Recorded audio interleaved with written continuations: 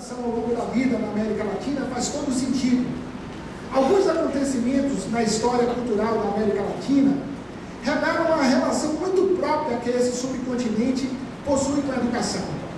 Aqui, as ações autoritárias dos donos do poder encontraram infinitas formas de resistência por meio de rebeliões, fugas, negociações e principalmente redimensionamentos culturais, exercitadas por nós, povos dominados.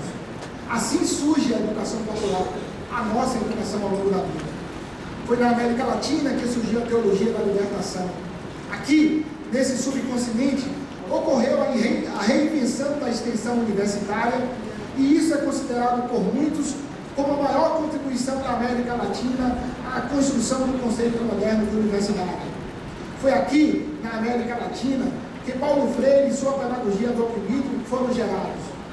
As elites latino-americanas deram pouca atenção à educação do seu povo, mas no seio desse povo, nas épicas lutas por liberdades, nasceram processos educativos únicos.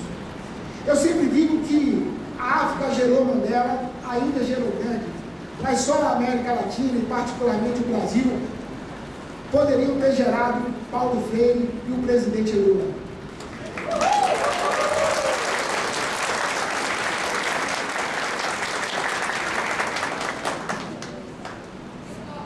A história da América Latina, e particularmente do Brasil,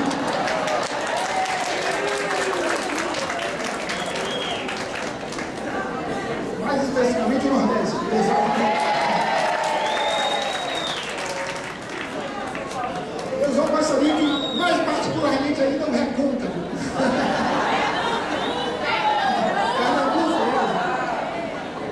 A história da América Latina, e particularmente do Brasil, talvez explique o significado particular que a educação sempre teve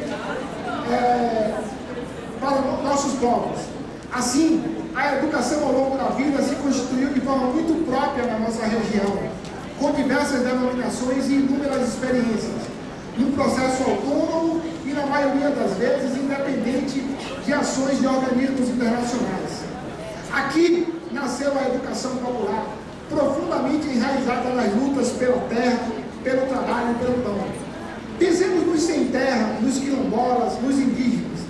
A luta pela terra, e o professor Miguel Arroio, a quem eu presto uma homenagem nesse momento, nos ensina.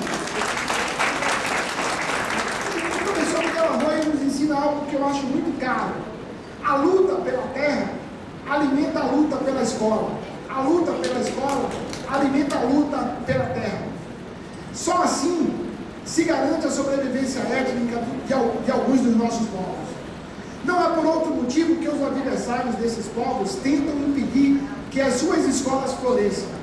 Sem processos educacionais próprios a longo prazo, as terras indígenas talvez voltem ao mercado.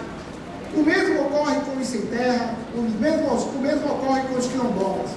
Por isso, esses povos tratam lutas que eu denomino de lutas etno-territoriais. Não é possível distinguir a luta pela terra, a luta pela educação. Para eles, isso é uma questão de sobrevivência. Nem um grão de argila a menos, nem um grão de imposição cultural a mais. Não é à toa que Jorge Maltner disse uma frase que eu acho muito cara para todos nós brasileiros: ou o mundo se brasilifica ou vira nazista. Não é por menos que a CECADI é ameaçada de extinção a todo momento. Nessa crise que nós estamos vivendo, de vez em quando surge um deputado no Congresso dizendo que a primeira coisa que fará, chegando ao poder, é extinguir a CECADI. A educação popular nasceu das lutas dos estudantes camponeses, dos sem terra, dos sem moradia, dos sem transportes, dos sem escola, no campo, nas florestas, nas cidades. Não foi no Brasil que Paulo Freire percebeu que a leitura no mundo precede sempre a leitura da palavra, e a leitura desta implica a continuidade da leitura daquele. Esse movimento do mundo à palavra, e da palavra ao mundo, está sempre presente. Movimento em que a palavra dita flui do mundo mesmo através da leitura que dele fazemos.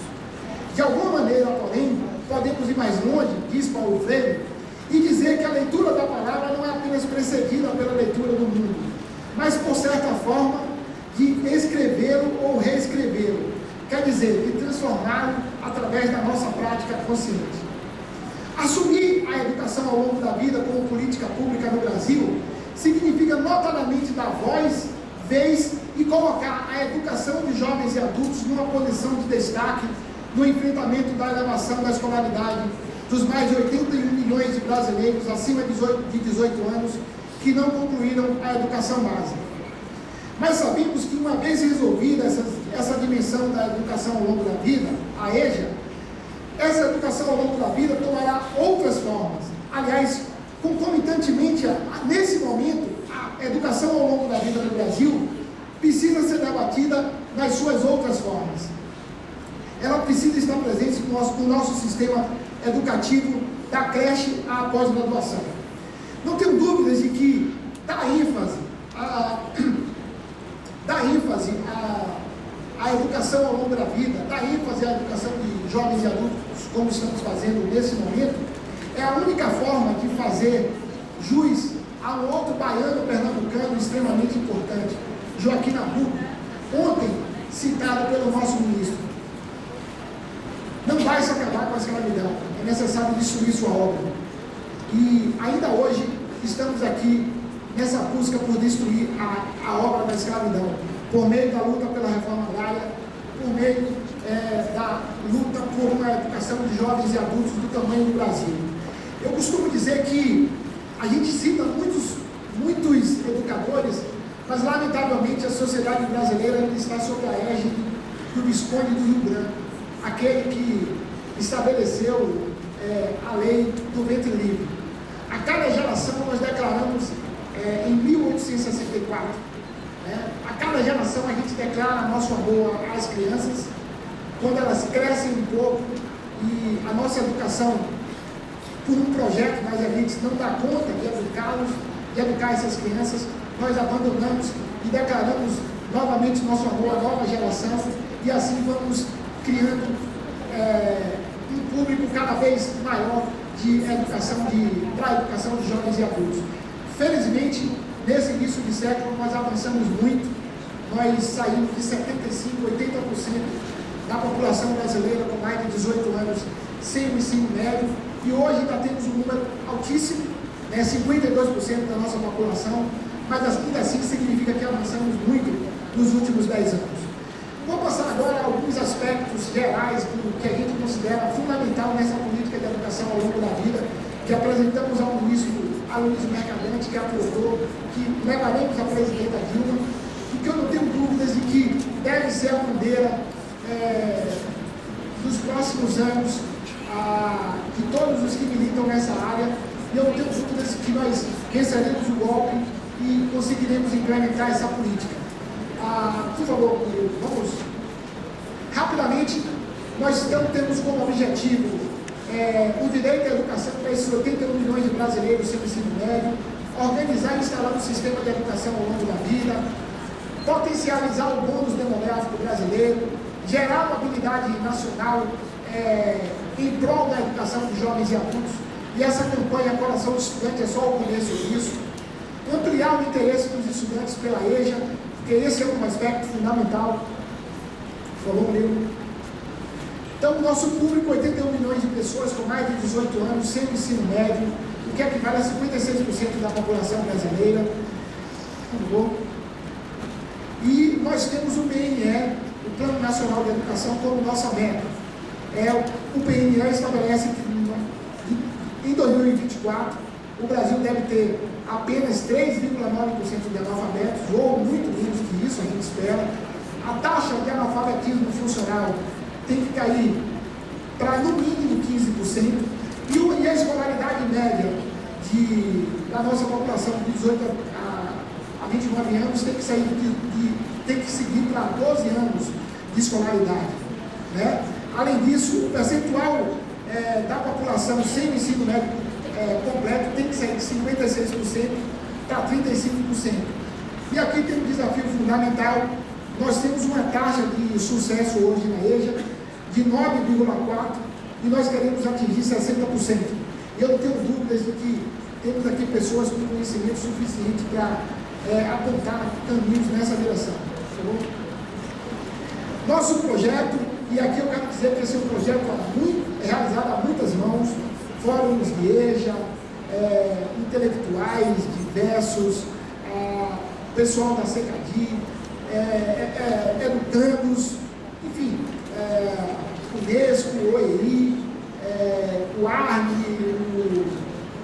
o próprio Instituto da Unesco de Educação ao Longo da Vida participou disso, a Unicef, enfim.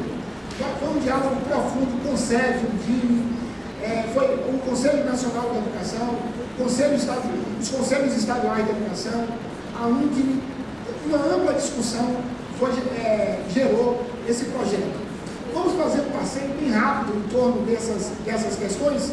Então, por exemplo, no caso do currículo, nós precisamos ampliar essa articulação da EJA com a formação profissional, tendo por base os pressupostos que eu coloquei aqui anteriormente, desenhar um currículo com referência centrada em estudantes trabalhadores, articular e incentivar a oferta da EJA na perspectiva da educação popular e reorganizar as diretrizes curriculares da EJA. Na verdade, cada um desses blocos, até algum deles aí, nós temos uma análise detalhada de como e qual a nossa proposta. Nós vamos deixar isso para debates amplamente, mas eu não vou detalhar tudo para não incomodar ainda mais vocês, por favor. EAD agora. Então, nós consideramos que o Brasil ainda usa muito pouco a educação à distância e tecnologias de apoio à aprendizagem. São poucas as experiências, Rio de Janeiro, Paraíba e alguns outros. Então, nós queremos ofertar a EJA por EAD, uso intensivo de tecnologia de apoio à aprendizagem. Nós temos um projeto de criar um grande portal educacional da EJA, que tem a ver com aquilo que o ministro falou, a hora da EJA, da mesma forma que na hora do Enem. Então, esse portal, a gente espera que seja um portal interativo, com todos os atores relacionados com a EJA, em que, a cada momento, os nossos estudantes possam ter acesso a ele, aonde tiverem. Não vamos esquecer que os nossos trabalhadores das grandes cidades, às vezes, gastam 4, 6 horas só se movimentando, e são horas preciosas que precisam, a gente precisa fazer com que eles usem esse momento para esse processo de aprendizagem. Por favor. Educação de jovens e adultos, nós temos uma experiência única, o ProJovem. A professora Cláudia Veloso não está aqui, mas é uma experiência única. A professora está aqui. Que bom, que bom. Então, o ProJovem é uma experiência maravilhosa, que eu acho que nós vamos no limite em termos de governo federal, unicamente apoiando, mas nós precisamos agora transformar essa tecnologia para que os índices federados usem essa nossa experiência tão exitosa em todos os municípios, em todos os estados. Então, o ProJovem deve ser visto como essa tecnologia fundamental, notadamente no que diz respeito, evidentemente, aos de 18 a 29 anos. Vamos primeiro reconhecimento de saberes. Então, nós precisamos ter uma experiência, temos já o Certifique, mas nós precisamos implementar uma política nacional de reconhecimento, certificação e validação de saberes, de competência, por favor, Murilo. Pode seguir, vamos voltar para a articulação com universidades. Na verdade, a EJA, lamentavelmente, ainda é muito discreta no conjunto das universidades da educação brasileira. Nós precisamos ter uma oferta inicial e continuada na área da educação de jovens e adultos. Particularmente, eu acho que, eu coloco isso para debate, mas eu acho que uma licenciatura de educação de jovens e adultos já é algo fundamental no Brasil. Não sei porque, com esses indicadores que temos, nós não construímos uma licenciatura de educação de jovens e adultos efetiva. Precisamos incentivar a criação de pesquisa na área da educação de jovens e adultos e ao longo da vida, e criar uma grande mobilização nacional pela alfabetização, envolvendo projeto Mundon,